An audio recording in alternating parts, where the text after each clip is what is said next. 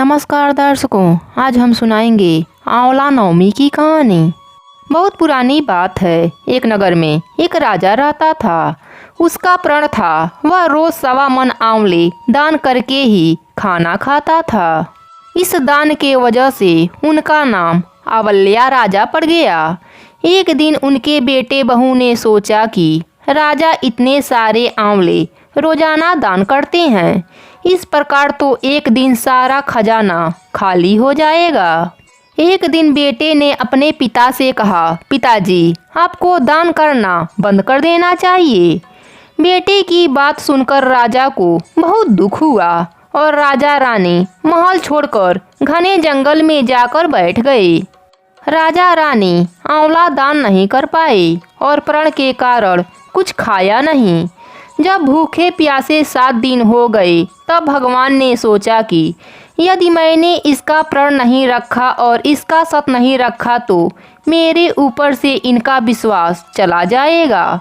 इसलिए भगवान ने जंगल में महल, राज्य और बाग बगीचे सब बना दिए और ढेरों आंवले के पेड़ लगा दिए। सुबह राजा रानी उठे तो देखा कि जंगल में उनके राज से भी 2 गुना राज्य बसा हुआ है। राजा रानी से कहने लगे कि रानी देख, कहते हैं सत मत छोड़ी, सुरमा सत छोड़िया पत जाए, सत की छोड़ी लक्ष्मी फिर मिलेंगी आए। आओ नहा धोकर आंवले दान करें और भोजन करें। राजा रानी ने आंवले दान करके खाना खाया और खुशी खुशी जंगल में रहने लगे। उधर आंवला देवता का अपमान करने व माता पिता से बुरा व्यवहार करने के कारण बहू बेटे के बुरे दिन आ गए। उनके दुश्मनों ने उनका राज्य छीन लिया। दाने दाने को मोहताज हो गए और काम ढूंढते हुए अपने पिताजी के राज्य में आ पहुँचे। उनके हालात इतने बिगड़ गए थे कि पिता ने उन्हें बिना पहचाने हुए काम पर रख लिया। बेटे बहू सोच भी नहीं सकते कि उनके माता पिता इतने बड़े राज्य के मालिक हो सकते हैं, सो उन्होंने भी अपने माता पिता को नहीं पहचाना। एक दिन बहू ने सास के बाल गूंथते समय उनकी पीठ पर मस्सा देखा। उसे यह सोचकर रोना आने लगा कि ऐसा मस्सा मेरी सास के भी पीठ पर था। हमने यह सोचकर उन्हें आंवले दान करने से रोका था कि हमारा धन नष्ट हो जाएगा। आज वे लोग न जाने कहाँ होंगे। यही बात सोचकर बहू रोने लगी। उसकी आंखों से आंसू निकलकर सास के पीठ पर गिरने लगी। रानी तुरंत उठी और पूछा, तुम क्यों रो रही हो? उसने बताया, आपकी पीठ पर जैसा मस्सा है वैसा ही मेरे सास के पीठ पर भी था। हमने उन्हें आंवले दान करने से मना कर दिया था, इसलिए वह घर छोड़कर कहीं चले गए। इतना सुनते ही रानी ने अपने बहू को पहचान लिया। रानी ने अपने बहू से राज्य का सारा हाल पूछा। बहू अपने सास को पहचानने के बाद क्षमा मांगने लगी। सास ने उसे समझाया कि दान करने से धन कम नहीं होता बल्कि बढ़ता है। बेटे बहू दोनों राजा रानी के साथ रहने लगे और अपने माता पिता के साथ वह भी आंवला दान करने लगे। हे भगवान, जैसा राजा रानी का सत रखा वैसा ही सबका सत रखना। इस कहानी को कहने वाले, सुनने वाले और हुंकारा भरने वालों पर भी अपनी कृपा बनाए रखना।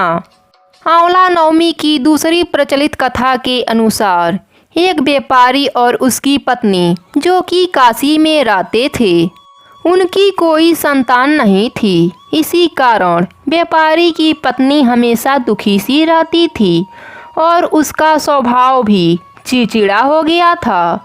एक दिन किसी ने कहा कि अगर वह संतान चाहती है तो वह किसी जीवित बच्चे की बलि भैरव बाबा के सामने दे दे। बलि देने से उसको संतान प्राप्ति होगी। उसने यह बात अपने पति से कही, लेकिन पति को यह बात अच्छी नहीं लगी। पर व्यापारिन को संतान प्राप्ति की चाह ने इस तरह बांध दिया था कि उसने अच्छे बुरे की समझ ही त्याग दिया और एक दिन एक बच्चे की बलि भैरव बाबा के सामने दे दी, जिसके परिणाम स्वरूप उसे कई रोग हो गए। अपनी पत्नी की हालत देखकर व्यापारी बहुत दुखी था। एक दिन व्यापारी को अपनी पत्नी की करतूत पता चल गई, जिसके बाद व्यापारी ने उसे खूब मारा, पर बाद में उस पर दया आ गई। उसने अपने पत्नी से कहा, तुम अपने पाप से मुक्ति के लिए गंगा स्नान करो और सच्चे मन से प्रार्थना करो। उसकी पत्नी ने वैसा ही किया। कई दिनों तक गंगा स्नान करती और वहीं गंगा माता की प्रार्थना करती। एक दिन गंगा माता उस पर प्रसन्न हो गईं और एक बुढ़िया के भेष में उसके सामने आईं और कहा, अपने शरीर के सभी विकारों को दूर करने के लिए तुम कार्तिक मास के शुक्ल पक्ष की नवमी के दिन वृंदावन में आंवले का व्रत रख उसकी पूजा करोगी तो तुम्हारे सारे कष्ट दूर हो जाएंगे। व्यापारी की पत्नी ने पूरे विधि विधान के साथ पूजा किया और उसके शरीर से सभी कष्ट दूर हो गए।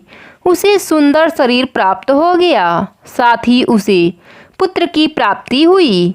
तभी से महिलाएं संतान प्राप्ति की इच्छा से आंवला नवमी का व्रत रखती हैं।